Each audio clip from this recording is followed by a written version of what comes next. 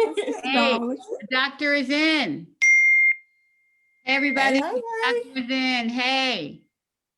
And the doctor actually isn't in today. Dr. Mo is not here with us. Dr. Mo moved this week to a farm. She bought this beautiful farm. So she is stuck in boxes. She couldn't get her ring light to work. And she's not coming on without her ring light. So she couldn't get her lights together. She was sitting in the dark in her new house. So we are here. And today we have a really great show. I know it's the day before Thanksgiving. I hope you guys are all safe, whatever you're doing, and cooking and staying safe and not having big gatherings and wearing masks and doing social distancing with your family. So important. It's so important that we not get sick with this crazy pandemic. But we're here and we want to talk, and we have some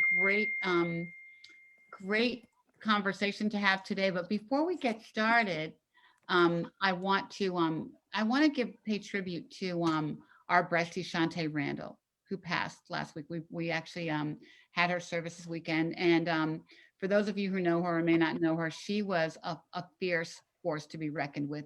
She had metastatic triple negative breast cancer, and fought till the bitter end like a girl, and did so much great advocacy work, and so much, was so outspoken in our community, did a lot of work for pharmaceutical companies to really get the word out on advocacy for triple negative breast cancer. And we all will miss her so much. She's been on the show a couple of times. She was on the show really about a month ago. And we just want to give her a little shout out and pay tribute to her, because we all love her. We all feel, a huge loss in our breasty community for her. And we know that now she's up there and she's our angel, and she's cheering us on as we continue to fight like girls. So we totally appreciate her, and want to just give her some love, and give her daughter Lauren some love. And I think that it's a hard time of year anyway, but for families, and we just hope they have can make it through the holidays, and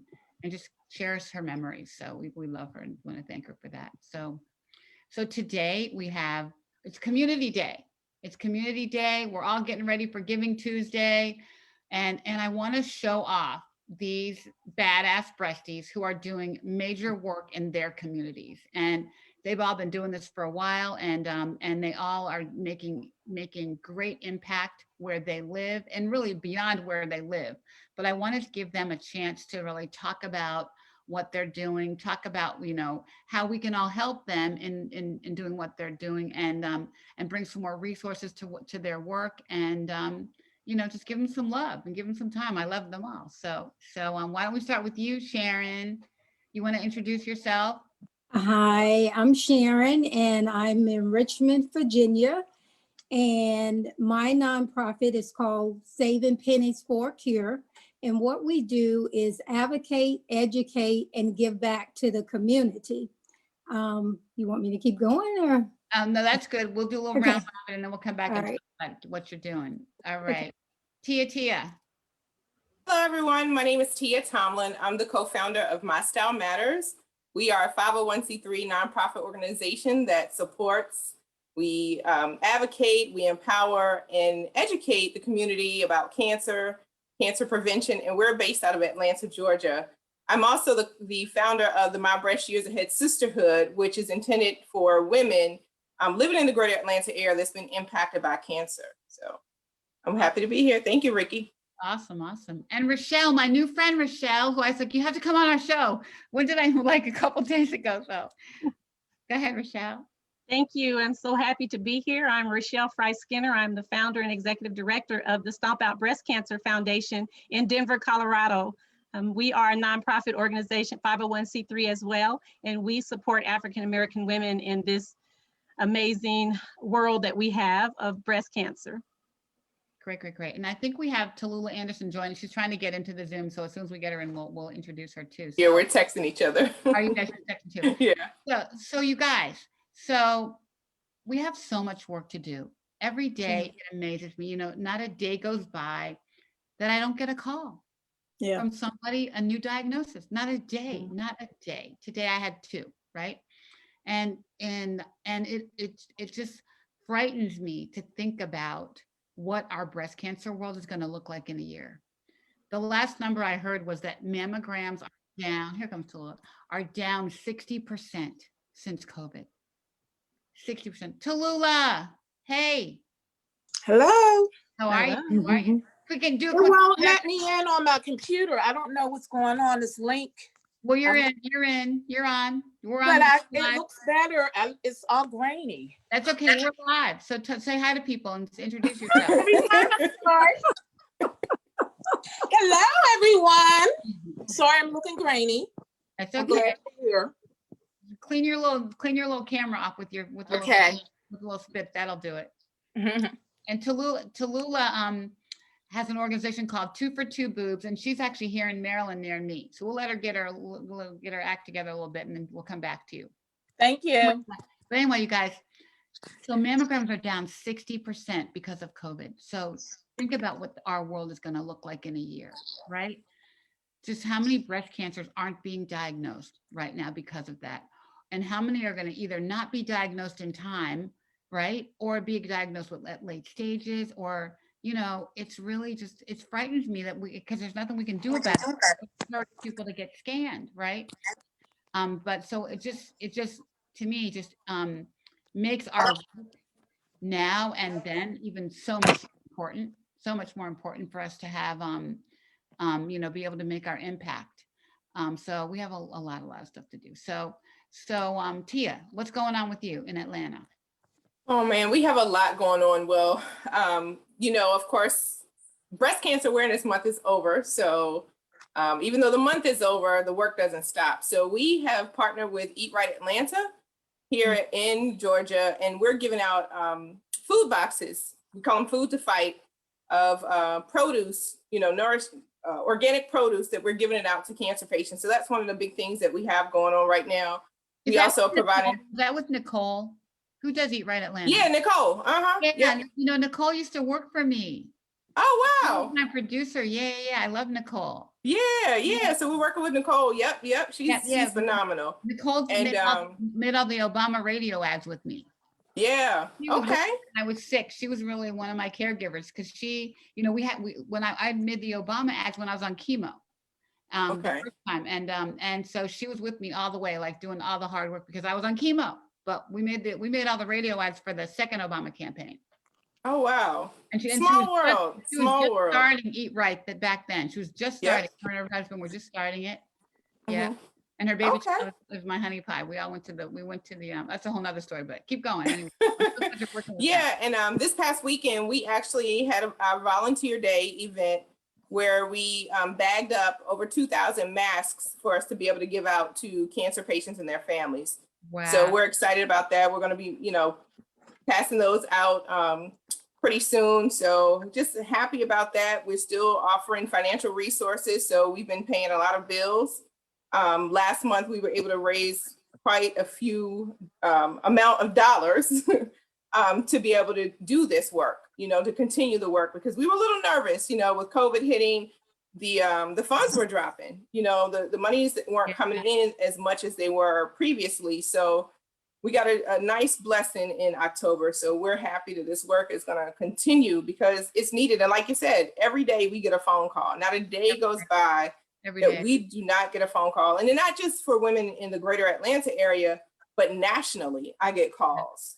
So Yeah, well, thank you for your work. And also food is such a huge thing now. People just aren't eating, they're like Yeah. going to food banks, everything's overrun. So, and Yeah. also you mentioned October, to me, October is like Black History Month, so like, well, guess what? We're really Black like all year long.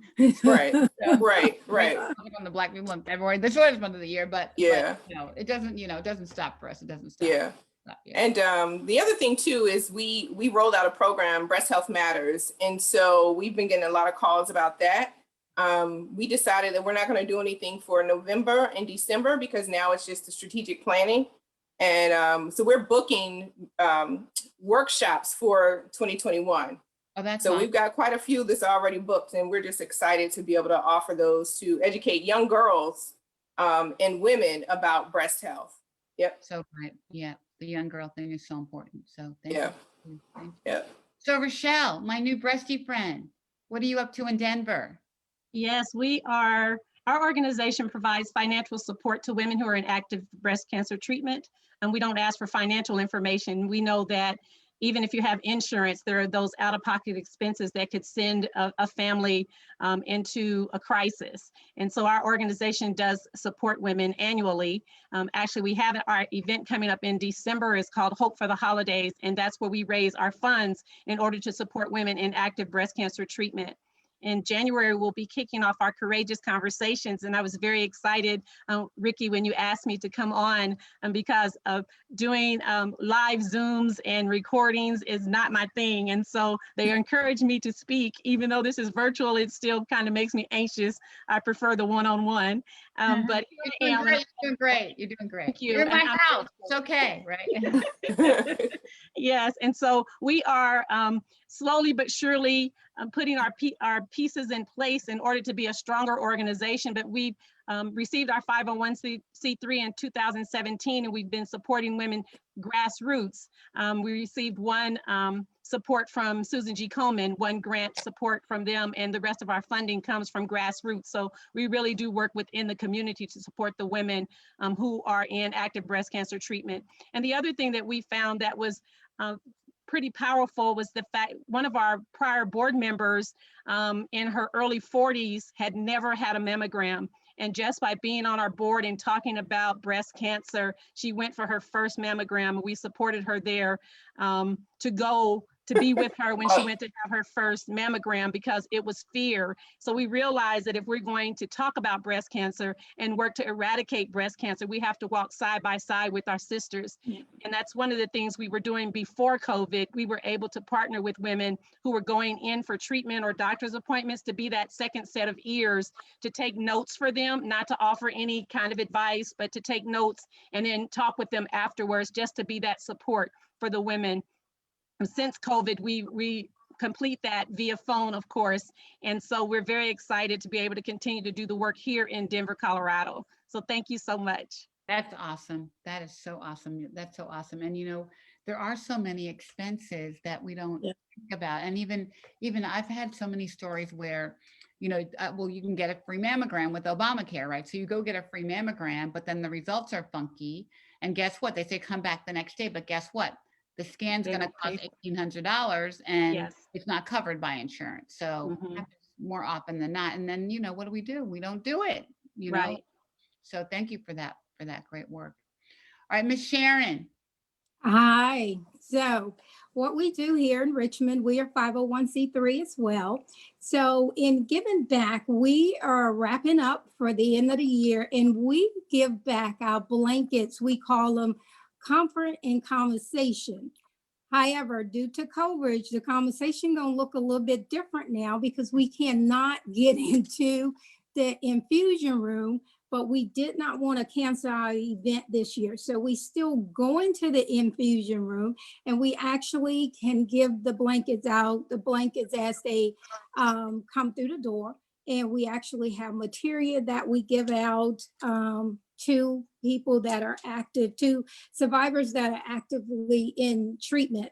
Another thing that we do here at Saving Pennies for a Cure is we give back household and personal care items. Just as you mentioned, cancer is very expensive. Now, the chemo that I had was $20,000 per session, and I had 12 of those. When you're looking at co-payments can range anywhere from $20 to $200 per session, not to mention the $8,000 shot. When I heard about the $8,000 shot, I really thought someone was playing, and they wasn't.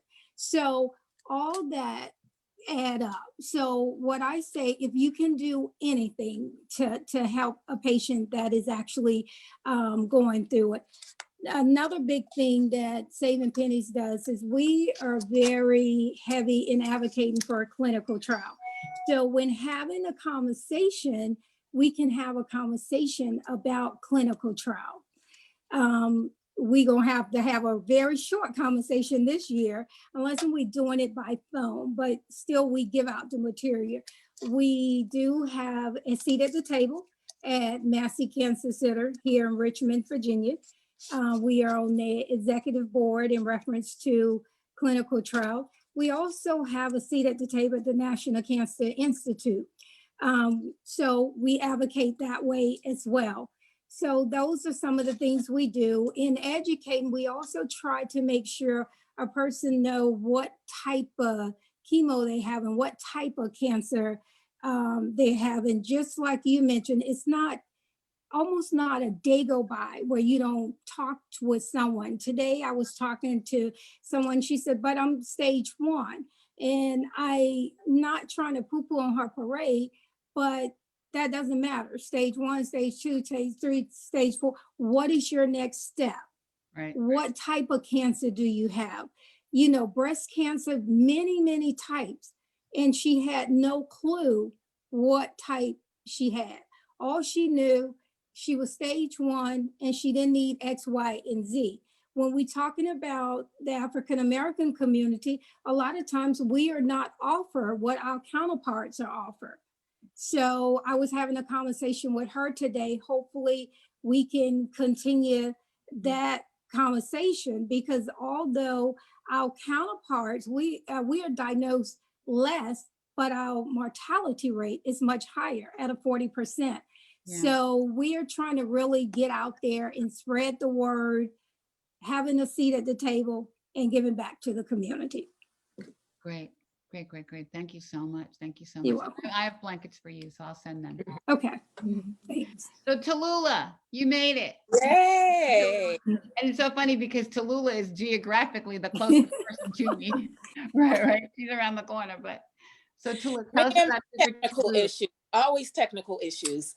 It's Yeah. a pleasure to be here once again. I'm Tallulah Anderson, founder of 2 for 2 Boobs, which is a acronym for Take 2 Minutes to Check Your 2. It's all about early detection and prevention, ways that you can, demonstrating and showing how to properly do a self breast exam and the importance of you doing so monthly, as well as I advocate for genetic testing in regards to knowing your family history and the connection between breast cancer, and knowing if you had a mom, aunt, dad, distant, relative, close relative who was diagnosed with breast cancer, and what that means for you and some of the options that you have. And I'm all about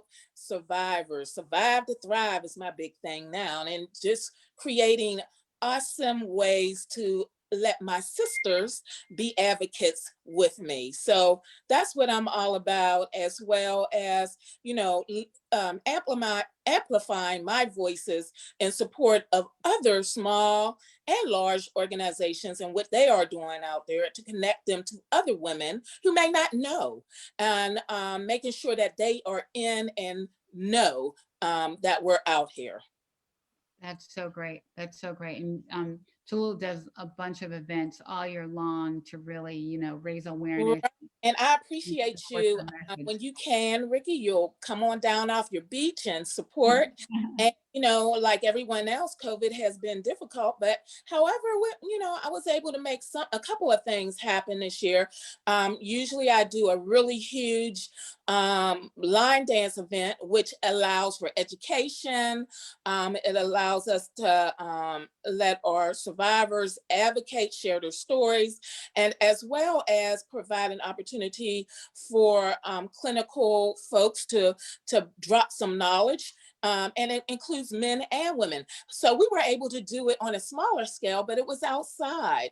And I also was out there outreaching to the local community and did a pop-in brunch for Yeah. my survivor sisters. So those things happen, but just like everyone else, I'm sort of rushed now because, it was a busy day for me, but I had to drop everything to go deliver a basket and some other things to a newly diagnosed sister that lives like here in Maryland, but I wanted to make sure that I delivered that today. So just like everyone else is, providing resources or things that they may need while they're going through. For me, I do a little box and well, a nice box, but it's full of comfort and joy. It's to bring a smile. So you Mm. never know what you may get, but I know this, it'll bring you a smile during the storm. That's great. That's great. And that's all we need sometimes is a smile and a hug. And Yes, it's yes, so yes. now we can't hug each other. We can't All see right. each other. And that we miss that so much because that's such a part of our breasty community, just, giving love to each other and hanging out. And so everything we do to have that connection. And the brunch was fabulous. It was awesome. Yeah, and it's it's a good thing. We tried to do it in a safe way, and I wanted to do it where everyone felt comfortable. So even if you didn't want to stay, you could easily have just picked up and left, but it was just a checkup. So for me, it was a check-in to make sure everybody was good and just, to breathe some fresh air. We was outside, and, it was just for Great. me, to stay connected. That's great.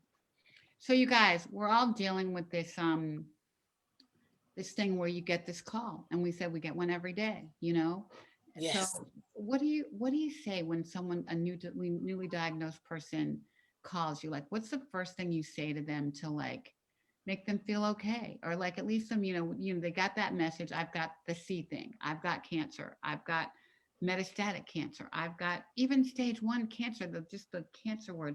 What do you say? What do you say when they call?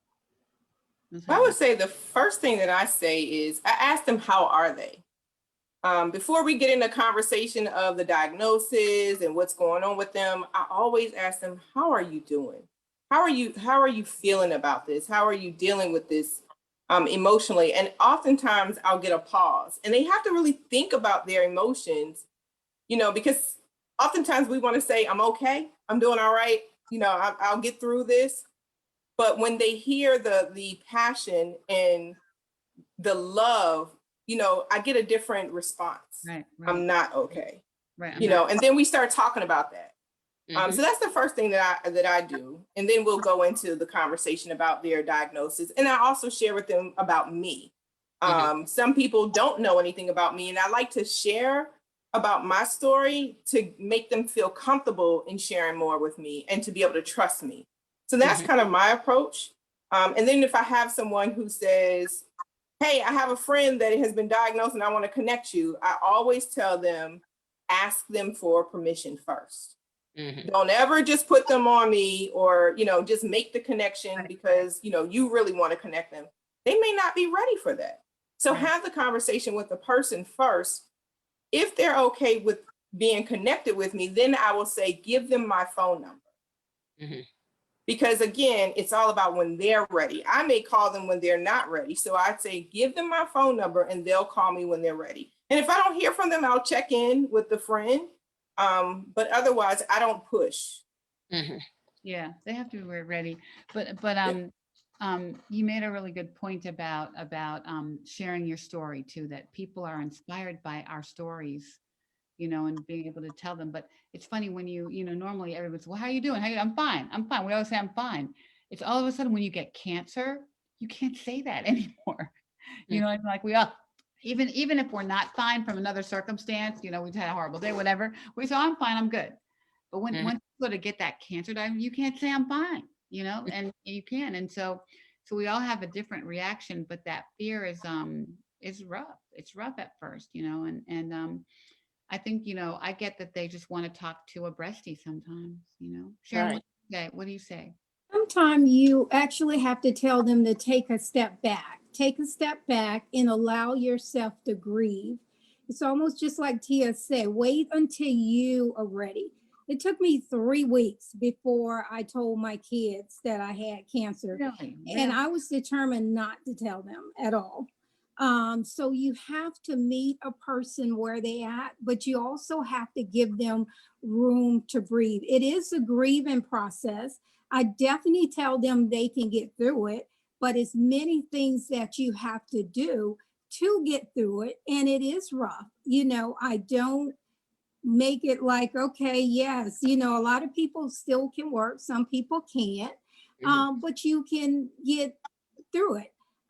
Ricky, you and I was on a call earlier today, and I told you what I was doing due to a side effect that I have 5 years later. And that's minor compared to I got through it.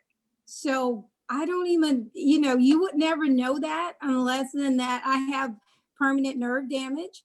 It left the hands, but it's still in my feet and it'll flare up. I don't know when it's going to flare up. And I have to do something to kind of calm it down. And I'm fine with that because I'm alive to tell you about that. So allow them time, tell them to take time to grieve, share your story. And for goodness sake, I do tell them to stay off the internet. Dr. Google. Yes. Dr. Google for triple negative is not a good place. No, Not a no. good place to be. Not a good Yeah. place. Tallulah, how about you? What do you Word is- say? Oh, I'm sorry. So for me, I actually went through a training to be a facilitator for a breast cancer support group. So I lean on those skills.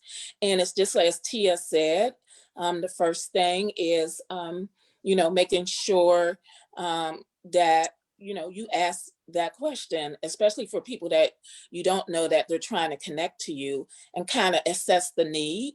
And for me, it's also, I'm a share I listen. I try to listen. And before I share my story, I let them know I'm gonna share my story, but just as everyone knows, I say, this diagnosis is not a broad stroke. So my experience is going to maybe be different and a lot of other women's experience in the treatment and even afterwards. But I can tell you about my journey, and then together we can talk and assess what you need. And I'm here for you. So I'm my sister's keeper. So I'm going to walk this walk with you. And if I don't know, I'm going to connect you to who know or get you the things that you need. But listening is key. Rochelle, how about you? My first word when we receive the call is breathe. Yeah. Just for the person to breathe. And learning that as a wounded healer, if you will, because I am a survivor, I try my best not to just tell my story to inflict any type of additional fear, if you will, but to Right. let them know that I can share from my perspective, but every journey is different. But I do start with breathe. And sometimes it's just a matter of holding the phone and letting them just breathe or whatever their response is, and then move into what did the doctor say? Where are you? What are the next steps? How can we best support you? Not just financially, but how can we be available? How can we be a listening ear for you? But I believe in being the wounded healer. It helps as a survivor. I'm 18 years out and I still have some side effects. And so I'm healing as others are calling to help.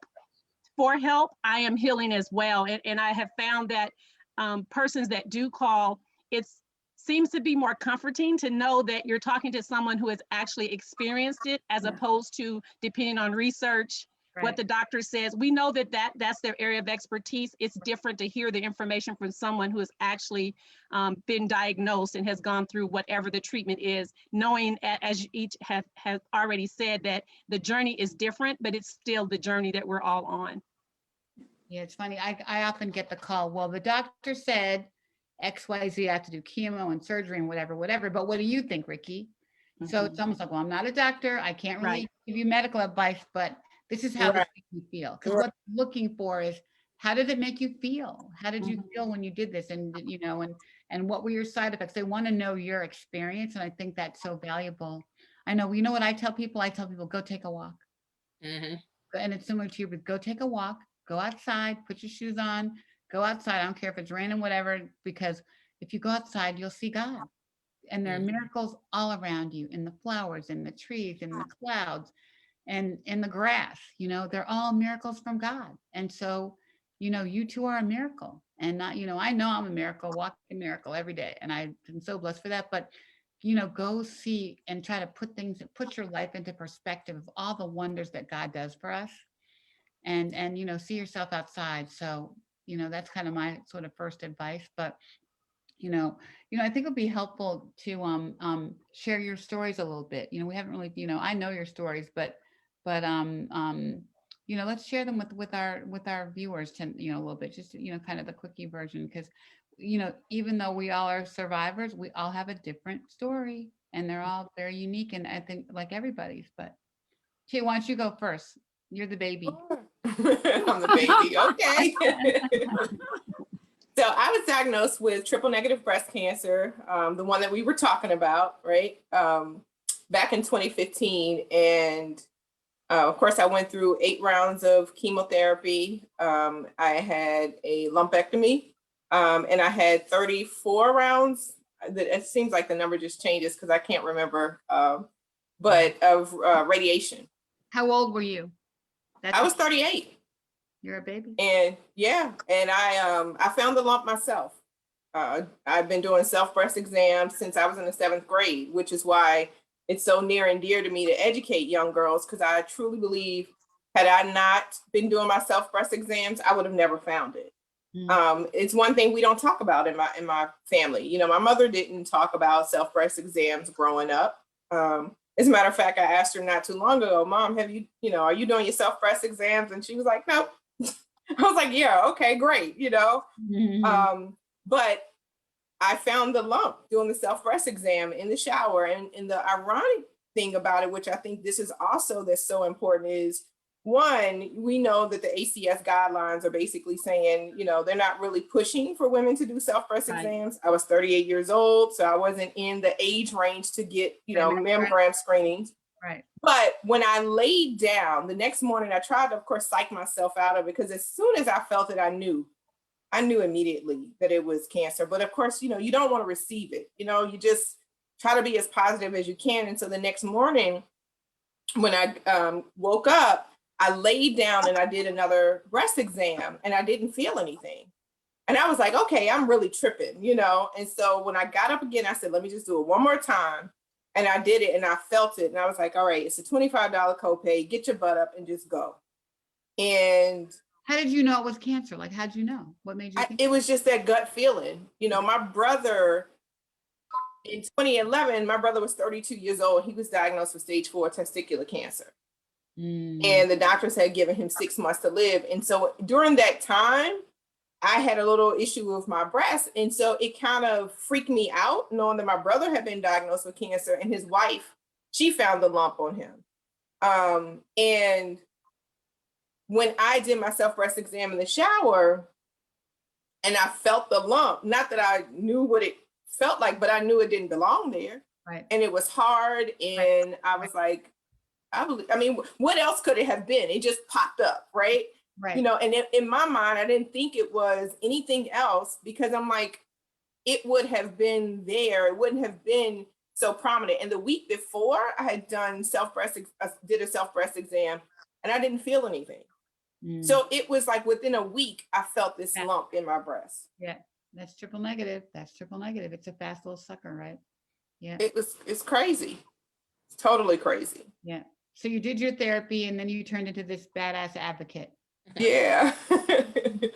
Yeah, when I was going through treatment, I just saw so many gaps in support and the things that were being shared. And I would ask other women while I was going through treatment, were they experiencing some of the same things as I was? And I saw just differences. I went to a support group, and nobody looked like me. It was older white women. Didn't have a problem with them being old or white. They just couldn't answer the questions that I had as a young Black woman.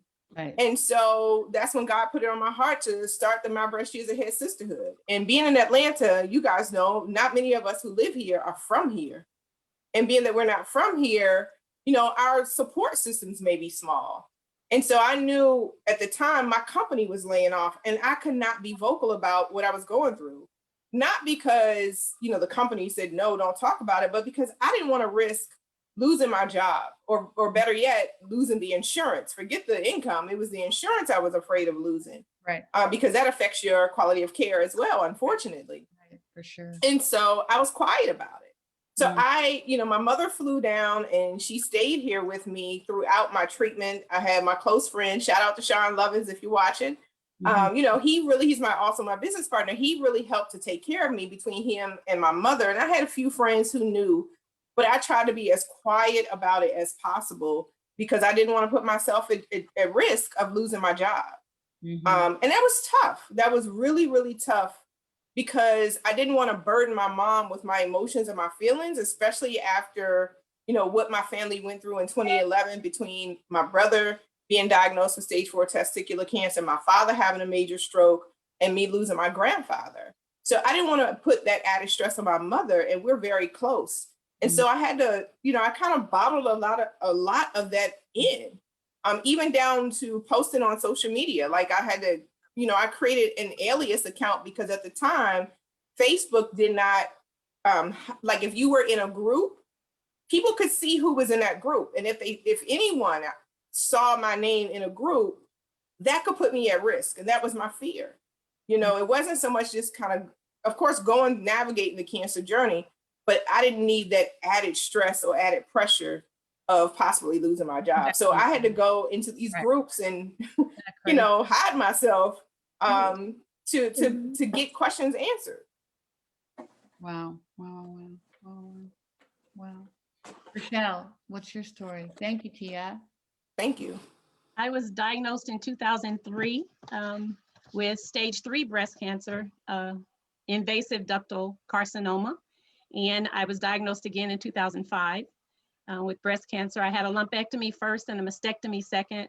I went through radiation both times, chemotherapy both times, and I stayed on Herceptin for 4 years following that in order to ensure that I could be under the radar for breast cancer.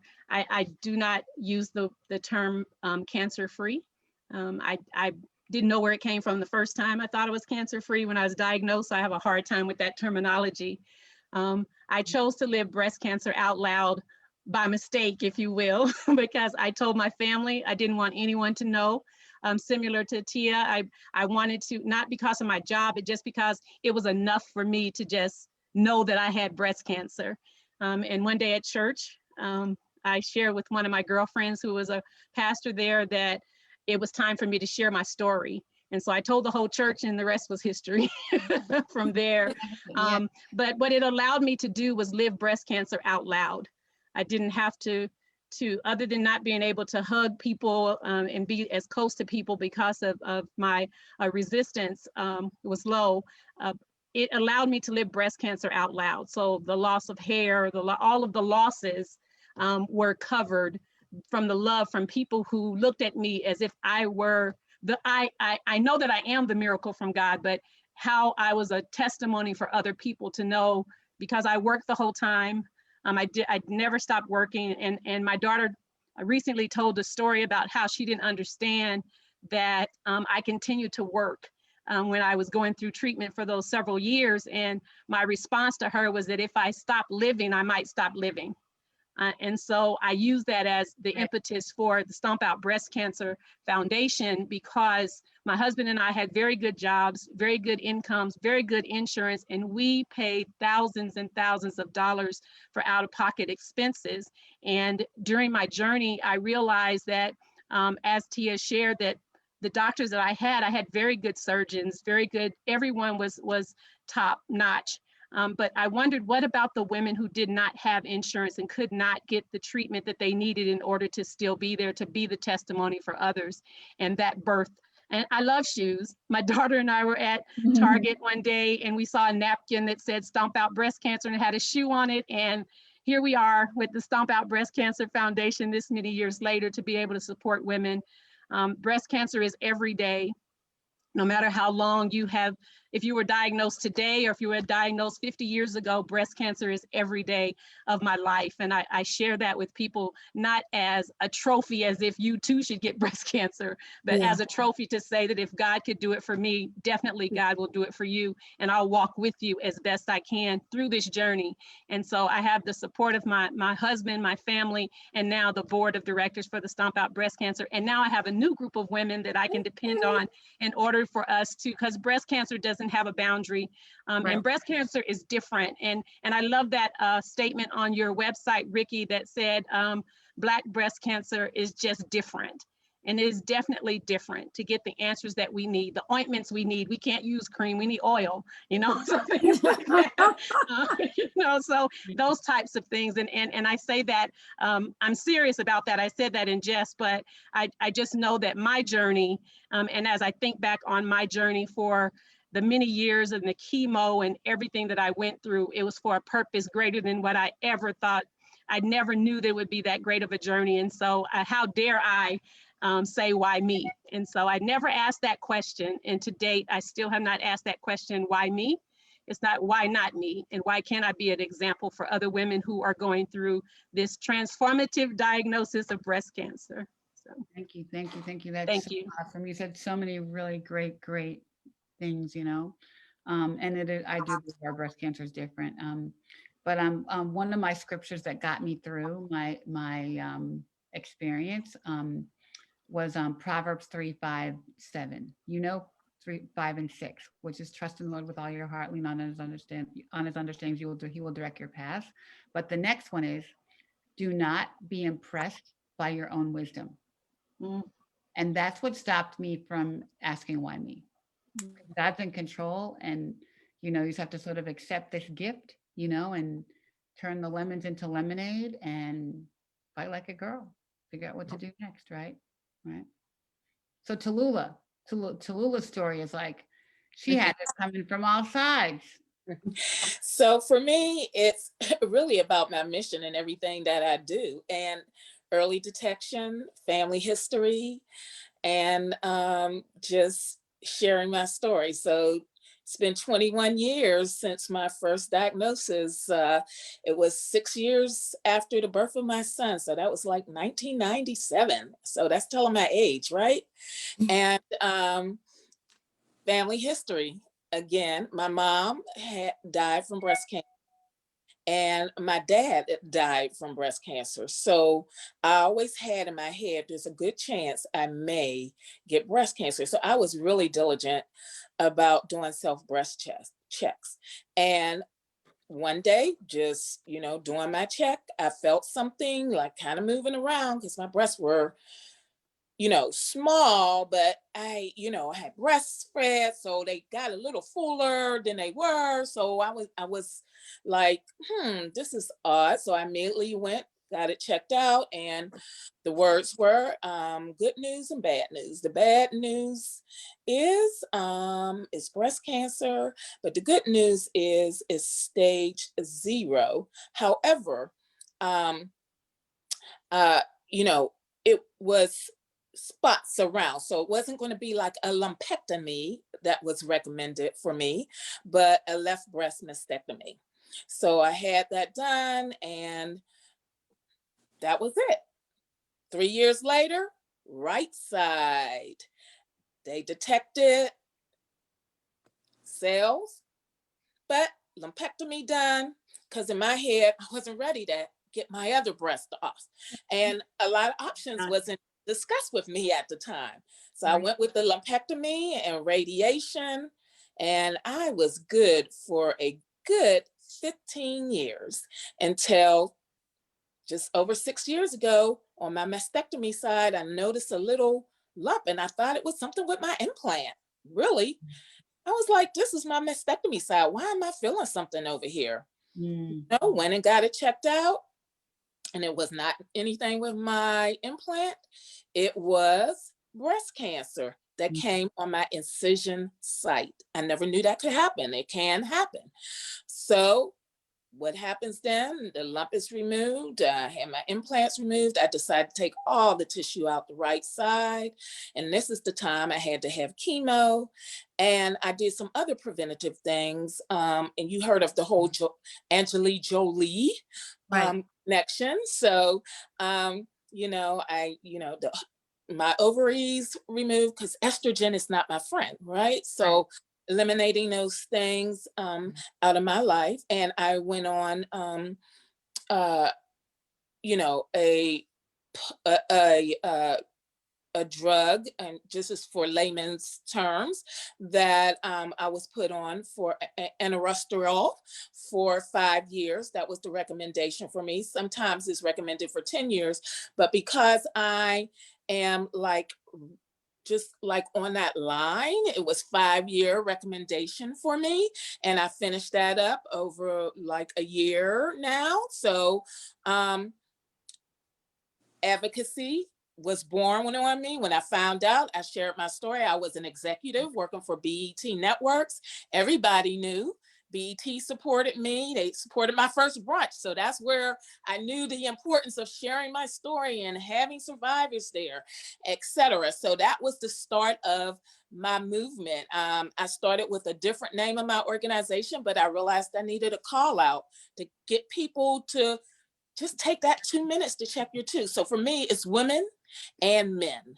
So men get breast cancer too. So knowing your family history can help you to make some decisions. So yes, I was tested for the genetic gene, and my breast cancer is connected to genetics. So I'm able to help my family members make informed decisions, which they can, in some preventative decisions. So for me, I advocate for previvors as well as men.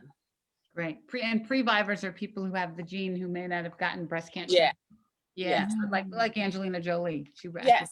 And the thing with that, and I want to quickly say this, there's since that time, and also prior to my mom and after my mom and dad being diagnosed, one of my older sisters is a close to 30-year breast cancer survivor. I have another sister who's an 8-year survivor, and I have a brother who died from breast cancer. But I'm a big family, 7 brothers and 3 sisters. Another brother was diagnosed, but not everyone has breast cancer. And just because you have the gene doesn't mean you're going to have breast cancer. You just have a higher chance. And that particular gene is tied to prostate cancer and ovarian cancer, which I have in my family as well. So just because you do get diagnosed with that gene doesn't mean that you're going to get breast cancer. And if somebody else in your family doesn't have the gene, that doesn't mean that they're not going to get breast cancer. So don't think, oh, I don't have the gene, I'm not going to get it, because there's different types of breast cancer, right? And not a lot of people are genetically disposed to. Yeah. So just spreading that information is, great for someone to make informed decisions. Yeah, well, I think that the numbers are somewhere between 5 to 10% of breast cancers are hereditary, and Right. So that means that 90% to 95% are not hereditary. So if you don't have a family history, or her story, that doesn't mean you can't get it. So it's really important to check your breast, check your too, right? So I appreciate that too, Tallulah. I think also the incidence of breast cancer is 1 in 8 women will get it. It's the opposite of that if you have the gene, right? That's right. So when people say, I don't want to know, I want to get tested, if not for yourself, do it for your family, do it for your children. For your children, right. Right. Do it for your daughter, yeah, And your son. And your son, do it for your son, because you had a brother and your dad. So Yeah. a lot of women get breast cancer from their dads. Like look at Matthew Knowles, and right. he could pass the gene on to. There's a 50% chance of him passing his gene on to Beyonce and Solange. So right, and not only that, is for those who know, like I said, you can make some preventative things that can limit your chance. So right. Do that if you can, right? Yeah. Mm-hmm. I mean, if I had a choice and said, oh, Ricky, you have a choice, you can either get breast cancer or not, what do you think I would have chosen, for God's sake?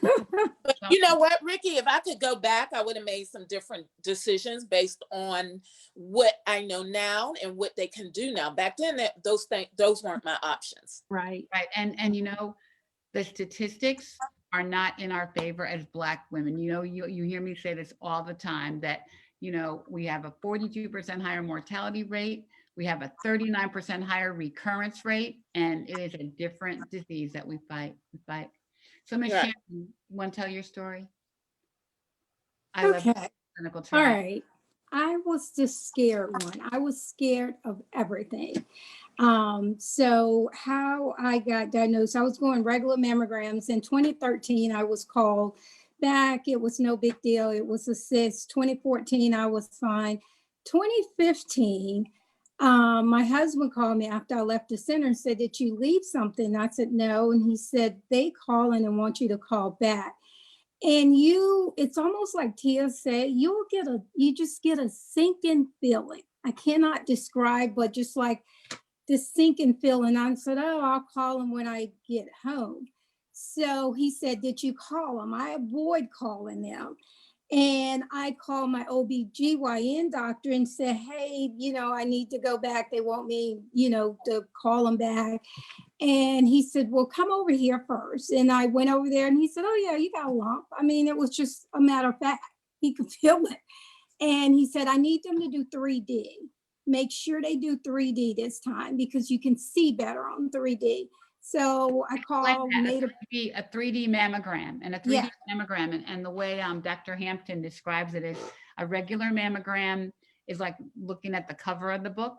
right, And a 3D mammogram is like reading all the pages. So you right, want to because they get can slice through. that, yeah. So you And wanna for get- Black women, we you have need dense that. breasts. Most of the time, we have dense breasts. So when I went back and I said, "Hey, he wants you to do 3D," and she said, "Why?" And I told her, she said, "Oh, we can see fine." I mean, it just like all the step of the way, they was confirming what I was feeling. So make a long story short, more films, biopsy, came back the next day, and they did say it was cancer. And I was kind of okay. Well, I wanted the breast removed, and the doctors explained to me survival rate was the same. So they end up doing a lump, removing the lump, and that was sort of okay. But then I went in this tailspin where I was in denial that I did not need chemo. Triple negative, definitely need chemo. So I went up and down the road. I went to Johns Hopkins. I went to Sloan Kettering. I went everywhere so someone could tell me I didn't need chemo. But everyone told me I did need chemo. So I went ahead and got the chemo. And then once I finished chemo, I went back to I did not need radiation. So I was in denial of everything. So I had partial radiation. Partial radiation is 5 days a week, twice a day. Studies have came out now saying it's just as effective as full radiation. So that's what I did. Once I finished that, one of the doctors mentioned, I said, "What do I do now?" He said, "Go home and wait. It's a crapshoot." And I'm like, "What?" And I was watching Good Morning America. Dr. Funk is Angela Jolie doctor. And she was on there talking about a clinical trial. And I thought, gee, I wouldn't mind doing that. But it was in California. And I was raised that where there's a will, there's a way. So I mentioned it to one of my sons, and his wife worked at a law firm, and they sponsored me. And I was able to get into my first clinical trial out in California, which I'm in Richmond, so I had to go to California every 90 days. Found that was almost next to impossible after a while. And then some of us that was in the clinical trial I started hearing buzzword about University of Penn had a clinical trial, and that was closer. So I got into that clinical trial, and I'm still being followed today under that particular clinical trial. With saying this, how I started the nonprofit, it's just like Rochelle said, we had good insurance, we had great access to care, and I was able to do this. But how many women are really able to do this? Get on a plane from Richmond to California on your own dime, which is crazy. Right, own dime. Even with Penn, still on my own dime. With now, 5 years later, it's a lot of good stuff. Even when you look at clinical trial, you have 5%, less than 5% of minorities are in clinical trial, but yet and still our tissue is different. So when something come out, we don't know if it works for us or not. We don't. So that's why I advocate for getting in clinical trials, and you actually have to qualify for a clinical trial. Now we all know about Tuskegee and things that has happened in the distrust, but we actually need to have a seat at the table. And during that time, it was nothing in place, no regulations. Now we have all types of regulations in place. We have big brothers and big sisters looking over clinical trial. We got the National Cancer Institute. We got a lot of advocates on boards that have a voice now. So that's why I'm really heavy into clinical trial. But one takeaway that I would want the audience to take away from this, I was scared as hell. I was terrified. That's why I say stay away from certain sites, because the site will have you dead before your first chemo. Right. Yeah, they would, That's true. you know, so stay away from that, because it's a lot of hope and things are changing. Science advocates, they are all working together, you know, trying to make a difference and trying to find a cure. So, but just know that it's okay to be scared.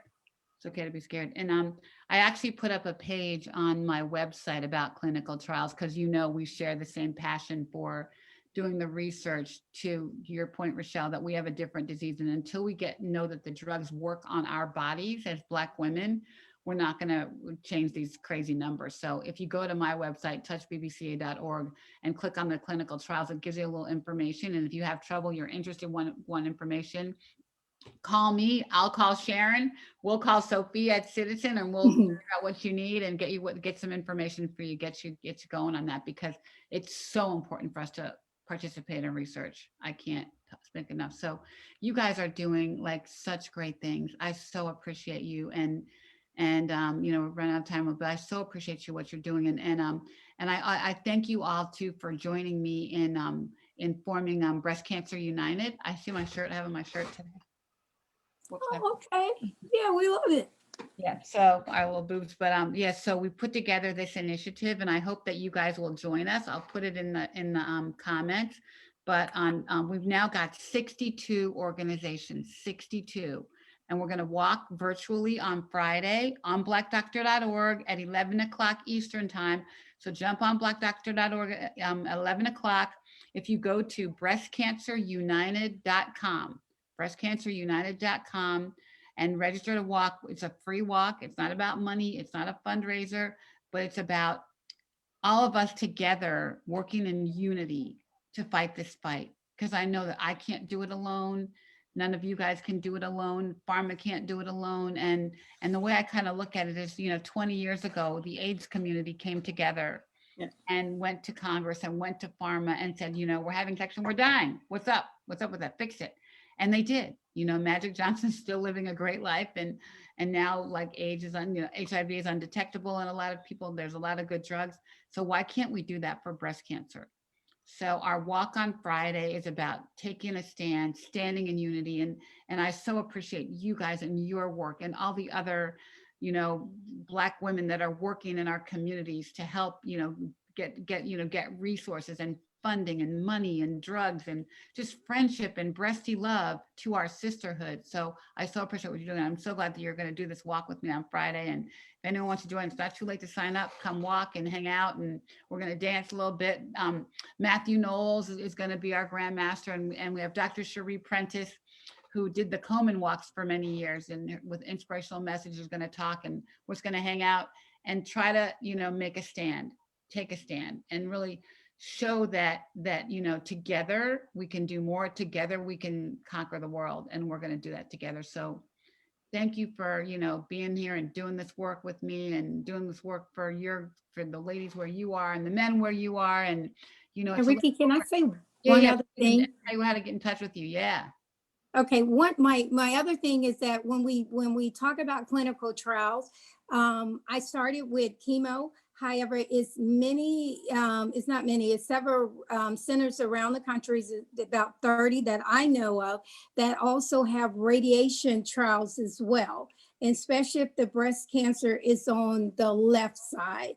We are concerned, you know, with heart damage. So it's several trials that's going on with that.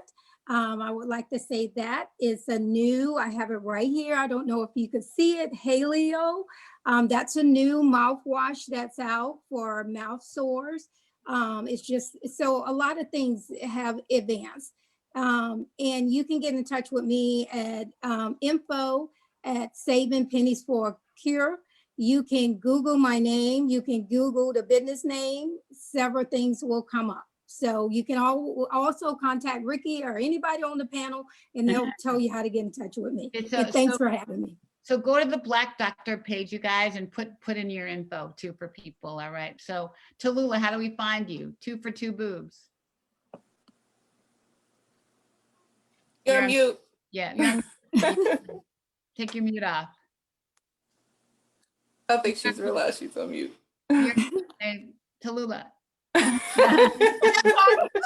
twofortwoboobs.org, or you could go to social media at 2for2boobs. I have to call out Lakeisha Jackson Peak Shoes Yes. because she is doing things, and all the Black founded community-based organizations. We are so passionate, grassroots, boots on the ground. You know, support us this upcoming Giving Tuesday, because that's where most of our funding come. We don't get big grants.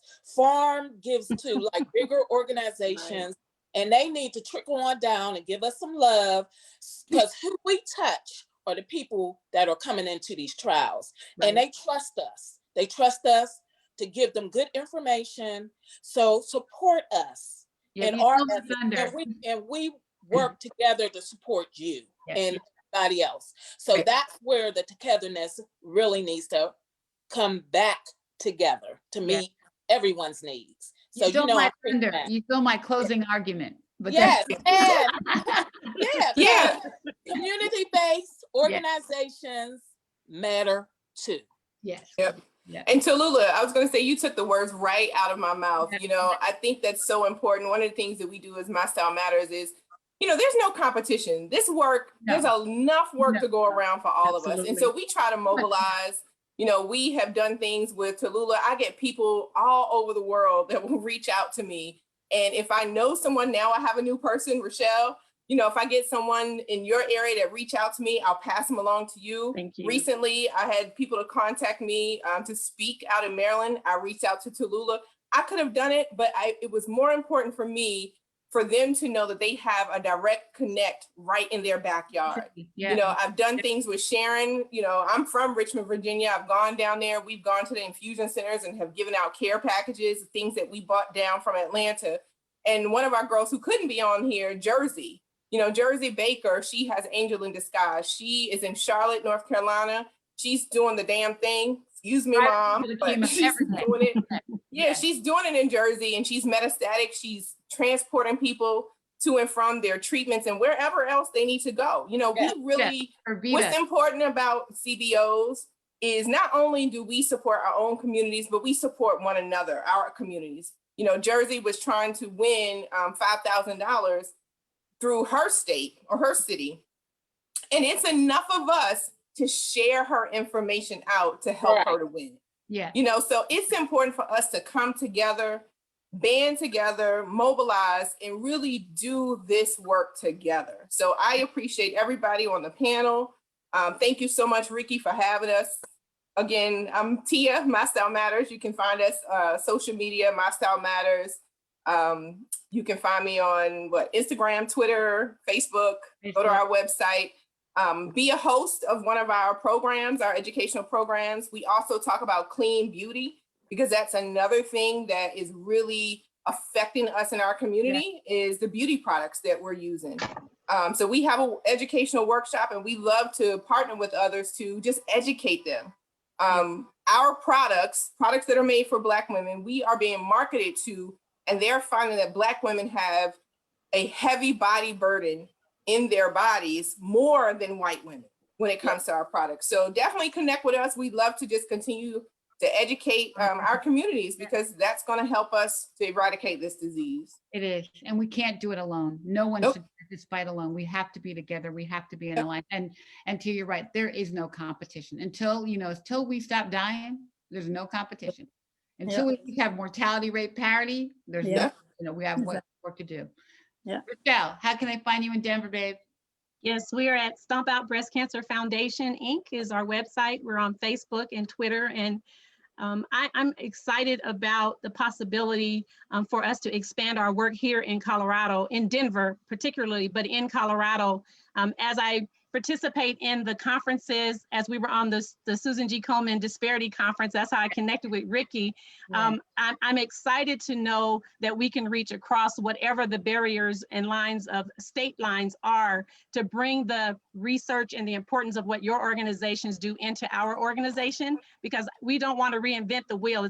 You're already turning. We just Right. want to be a part of it. And so I'm very excited about the possibilities that have been created even today. But Ricky, thank you so much for your hospitality. You welcomed me in without knowing anything about us, just knowing that we're on this journey together. But please reach out to Stomp Out Breast Cancer. Help us to become stronger in the work that we're doing here in Colorado. And we're open to that. And I'm excited. And I'll be reaching out to each one of you. So please look for my We would like to information. go skiing. Yeah.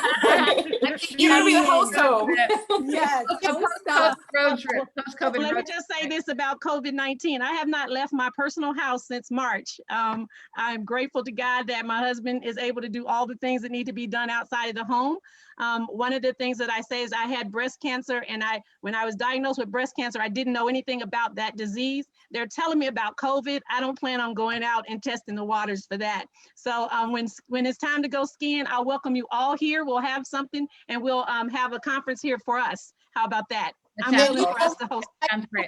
I used to work for a big company out in Denver and flew up quite often. So I have some great connections there. So we definitely have to connect. Road We trip. will do that.